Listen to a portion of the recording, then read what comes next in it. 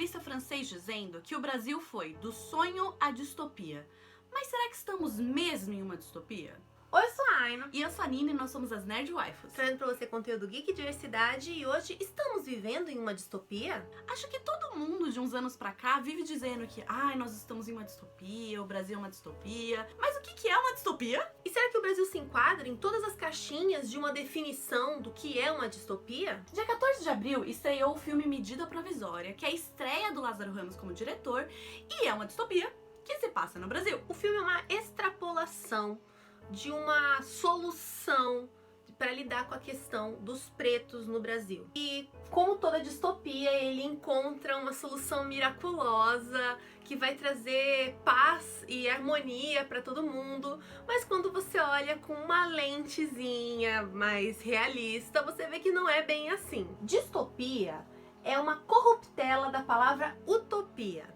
É a ideia de que você viveria em uma utopia, mas tem alguma coisa que tá fora do que seria a perfeição daquela utopia. Então, para entender distopia, primeiro a gente precisa entender o que é uma utopia. Utopia é um termo que foi criado por um autor chamado Sir Thomas More no século XVI. Esse termo é o nome de uma ilha fictícia que existe no livro dele. E o nome do livro é o seguinte: Libellus Veri Aureus, nec minus salutaris quam festivus, de optimo rei, publicae statu dec nova insula utopia.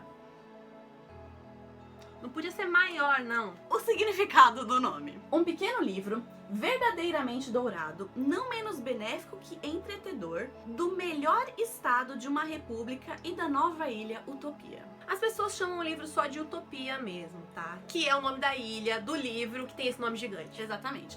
E utopia é um termo que ele criou com a junção de pequenos termos em latim e no fim significa não lugar. É sobre essa ilha que tem uma sociedade perfeita e por isso que é um não lugar. Porque não existe lugar perfeito. E essa ideia de uma sociedade perfeita em que não existe desigualdade, não existe guerra, não existe fome, todo mundo vive em paz e harmonia, é a definição que a gente tem hoje para a palavra utopia. Se vocês querem uma história em que existe uma utopia, Jornada nas Estrelas. Inclusive temos um vídeo de introdução ao universo de Jornada nas Estrelas aqui, para vocês começarem a acompanhar essa sociedade utópica do futuro da raça humana em que tudo deu certo. Que existem coisas dando errado, mas não com a sociedade humana. A sociedade humana é perfeita. Então, distopia é o contrário. É uma sociedade que pega um problema que existe na época que o livro foi escrito e exagera esse problema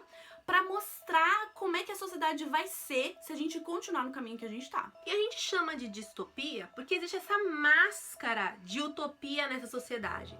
A primeira impressão que se tem é de que tá tudo bem, tá tudo certo, todo mundo vive em paz. Mas na verdade, a base dessa sociedade é fundada em problemas sociais muito graves. E essa é a primeira característica do que é uma distopia. Mas nós temos outras características que ajudam a definir o que é uma distopia. Toda distopia tem o evento, que é algo catastrófico que fez a sociedade ficar desse jeito. Pode ser uma guerra, um desastre natural, uma pandemia. Outra característica é um totalitarismo que surgiu de repente. Uma hora era democracia e do nada ditadura. Em todas essas obras existe uma resistência, não só um grupo de rebeldes, como uma resistência do protagonista em se encaixar na sociedade. O final das ficções distópicas só segue em dois caminhos.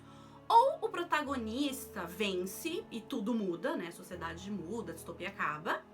Ou o protagonista acaba sendo engolido pelo sistema. E a sociedade corrompida, distópica, vence no final. Porque ou a sociedade está pronta para mudança, ou ela gosta muito de tudo como está. Existem também alguns temas mais comuns que são tratados dentro das histórias de distopia. Você que é do universo geek, com certeza vai reconhecer algumas delas. Controle governamental, destruição do meio ambiente, controle através da tecnologia, sobrevivência e a perda da individualidade. E é muito comum esses temas se misturarem, né? Sei lá, tipo Jogos Vorazes, que a gente trata de perda da individualidade, controle governamental, tem um pouquinho de vários assuntos sendo tratados ali. E a gente vai citar agora 3 exemplos para poder fazer um paralelo com o que o Brasil está vivendo e vocês vão ver alguns desses temas aparecendo. O primeiro exemplo é o Conto da Aia, da Margaret Atwood, que eu acho que todo mundo conhece. Talvez as pessoas conheçam pela série, né? Talvez as pessoas conheçam pela série. The Handmaid's Tale, então. Ele trata de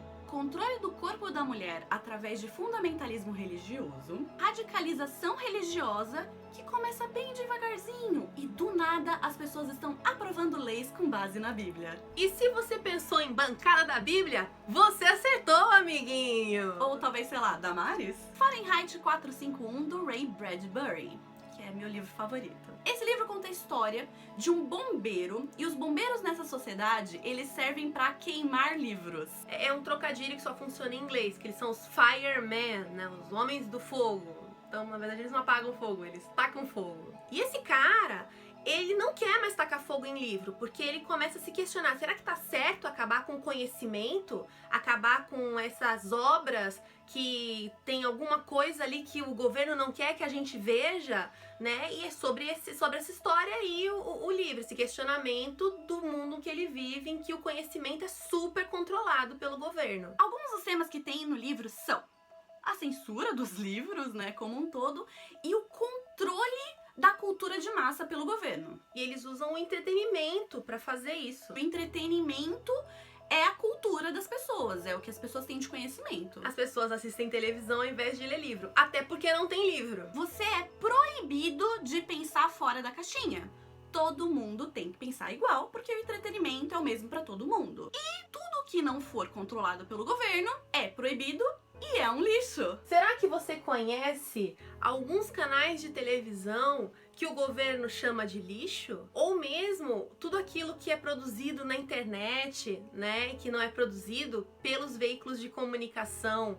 Será que isso é visto com bons olhos pelo governo? E será que não existem canais que são controlados pelo governo? E o nosso último exemplo é um livro com uma distopia brasileira feita por um brasileiro, Rio 2054, de Jorge Lourenço. A história desse livro é um protagonista que mora na favela e ele quer sair da favela, só que todas as favelas são cercadas por muros e elas viram sociedades separadas, assim. Esse livro escancara o que a gente tem hoje como desigualdade social. A exclusão da favela, ela é literal. Existe uma guerra civil entre classes sociais, também literal. Então, basicamente, tudo que a gente vê hoje como metafórico no livro é colocado de forma literal. É interessante dizer, né, que geralmente distopias que se passam no Brasil falam muito sobre exclusão social, sobre esses grupos totalmente separados um do outro e sobre meritocracia. E esse livro foi escrito antes da série 3%.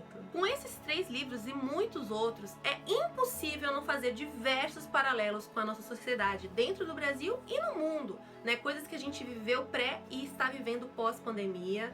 A situação do governo atual, a situação do governo Trump e outras coisas absurdas, as guerras que estão rolando por aí. A gente fica meio assim, caramba, né? A água tá batendo na bunda. E aí, nós estamos dentro de uma distopia? Sim ou não? Nós estamos num momento de transição. É um momento super perigoso, em que as coisas parecem que estão ok. A gente consegue vencer ainda na urna, na próxima eleição. E de repente não dá mais pra fazer nada. E esse momento de transição acontece em todas as obras de ficção. Quando você lê com atenção, assiste com atenção, sempre tem uma explicação de o que foi que levou a aquele momento em que não tinha mais volta, né? O point of no return. E a gente tá vivendo ele aqui agora, e agora é a hora de fazer alguma coisa antes que a merda não tenha mais volta. E algumas das coisas que estão acontecendo que a gente tem que ficar ligado: fundamentalismo religioso cada vez maior, tentativa de censura de opiniões contrárias ao governo, nós estamos num momento de pós-pandemia mundial, existe um aumento da fome e nós estamos bem no ano de eleição. Então, se você acha que tá tudo bem, tá tudo tranquilo, gente, o fulano de tal, cicano, é só um palhaço. Ah, o presidente que tá aí agora, né? Não dá nada, foi um lapso. Gente, a gente teve alguns lapsos aí, e no nosso último lapso, a gente teve uma ditadura. Então, que tal não deixar acontecer de novo, né? É uma boa. E o poder está nas nossas mãos ainda, mas pode não estar amanhã. Então a gente tem que levar as coisas a sério. E tem que aproveitar as chances que a gente tem de não permitir que a gente vire uma distopia. Se vocês quiserem, a gente pode fazer alguns vídeos falando um pouquinho de política do nosso jeitinho aqui, para todos entenderem, fazendo uns paralelos com cultura pop, que é o jeito mais bacana, né? Tá cheio de situações dentro de Star Wars aí que a gente pode usar como paralelos para falar um pouco sobre isso. É bem legal, é bem divertido, não é chato. Se vocês quiserem que a gente faça alguns vídeos assim, deixa aqui nos comentários. E se você ainda não viu os nossos vídeos de Jornada nas Estrelas, essa incrível utopia, aquilo que a humanidade poderia ser, olha, nossa playlist incrível, todos os vídeos estão aqui pra vocês. E não deixem de acompanhar a gente também nas nossas redes sociais, @nerdwaifus em todas elas. E a gente se vê no nosso próximo vídeo. Vida longa e próspera. E que a força esteja com você.